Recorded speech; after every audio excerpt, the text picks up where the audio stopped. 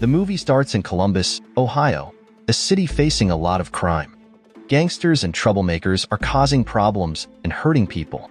Governor John Meserve holds a press conference because crime isn't decreasing. He promises to make the city safer and bring back peace and happiness in 4 years so people can feel safe again.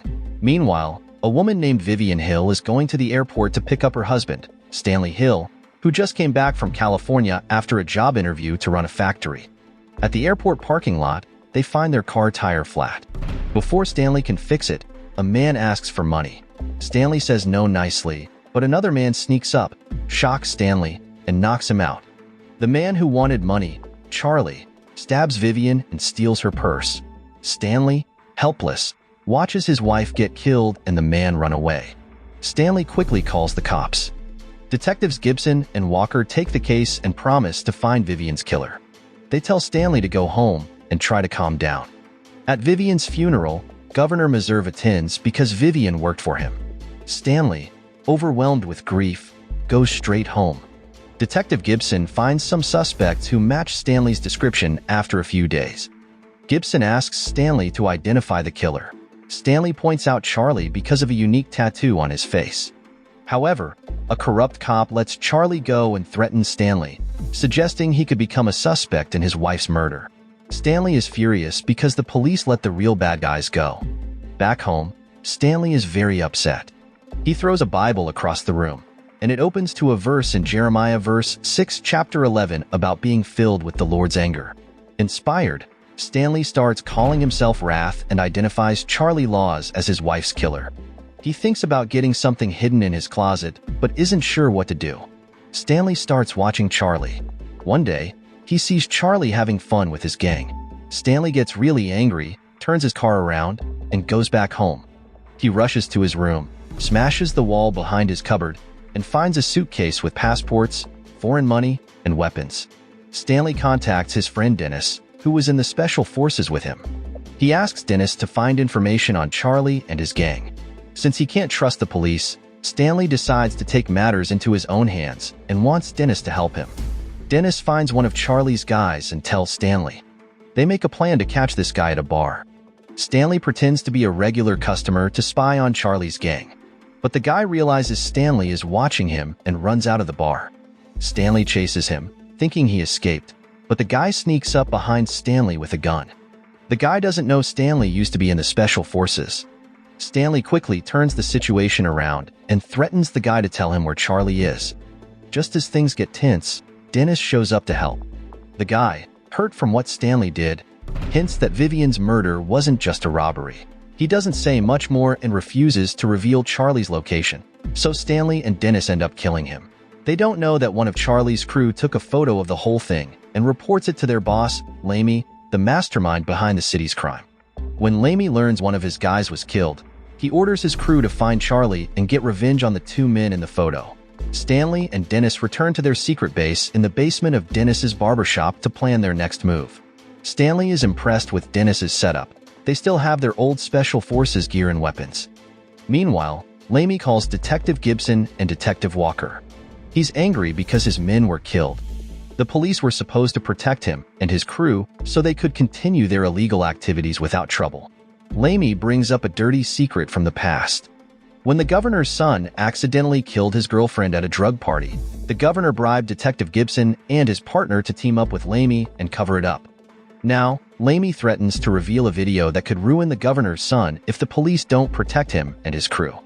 It turns out Vivian Hill's murder wasn't a random robbery. The governor ordered it because Vivian knew he was cheating on a city pipeline project. She had evidence, and he didn't want that secret to get out. Stanley tracks down Lars, one of the guys involved in Vivian's murder. Stanley goes undercover and visits Lars at a tattoo parlor. After getting a tattoo that says, "I am Wrath" on his back, Lars realizes Stanley is Vivian's husband. He aims a gun at Stanley, but Stanley quickly disarms him and pressures him to reveal Charlie's location. When Lars refuses to talk, Stanley kills him and takes a bag full of cash and drugs. Meanwhile, Charlie and some of his crew find out where Dennis is and attack his barbershop. But Dennis, using his special forces skills, defeats Charlie's men in a fight.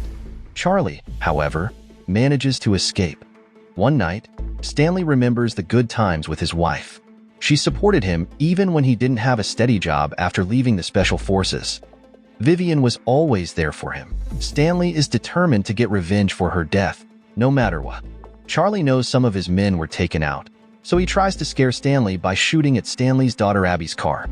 In the chaos, Abby's husband gets seriously hurt. Abby blames Stanley for getting involved with these gangsters and putting her family in danger. After the attack on Abby and her family, Stanley and Dennis make a plan. They use the bag with money and drugs to lure Charlie to a nightclub. They take out Charlie's men and corner him. Charlie admits he was following orders from his boss, Lamy, to kill Vivian Hill. Lamy thought Vivian was investigating his criminal activities. Meanwhile, Lamy and his gang find Abby and her son and take them hostage.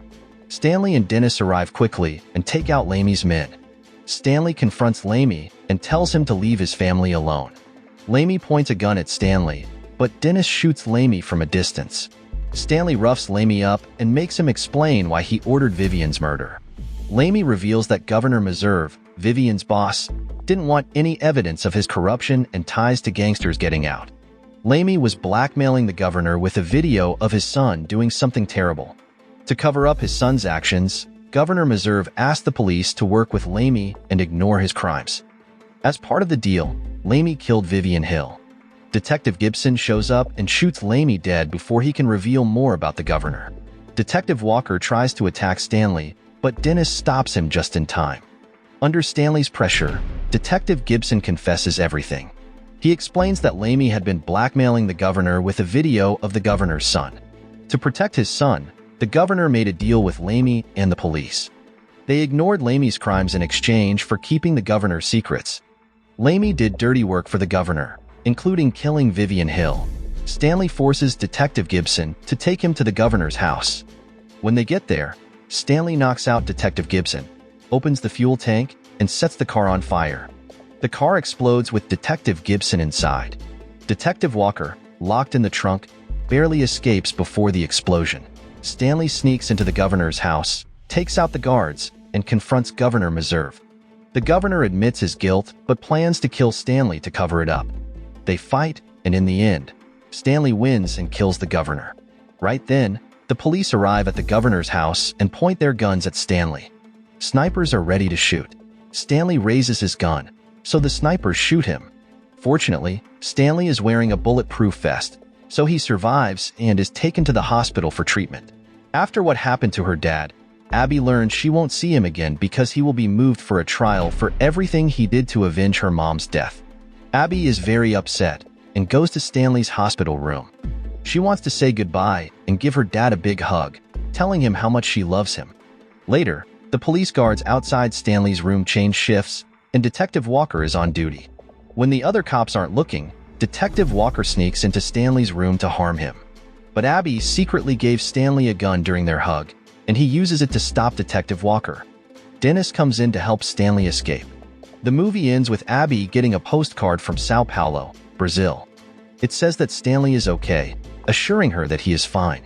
So the moral of the story is if you're going to avenge your wife's murder, make sure you have a bulletproof vest, a solid escape plan, and a friend with special forces skills.